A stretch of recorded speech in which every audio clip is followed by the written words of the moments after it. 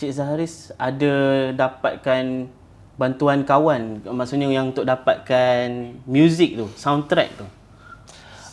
Saya ada Soundtrack hire dokumentari tu kan? saya ada hire seorang komposer ni daripada Scotland. Memang terjumpa dekat kedai kopi duduk sebelah. Memang semuanya terjumpa on the road lah masa tu. Dia travel juga ke? Dia kerja? Dia memang duduk, dia memang orang Scottish. Okay. Masa tu saya dekat Glasgow. Sebelum kayuh tu lah, saya tengah lepak dalam 2 minggu daripada Iceland masa tu. So saya pun buka lah laptop dekat kedai kopi apa lah dekat Glasgow tu lah. Editing lah. Tengah buat editing. Sekali ada orang sebelah tu dia tengah buat muzik. Kita orang pun borak.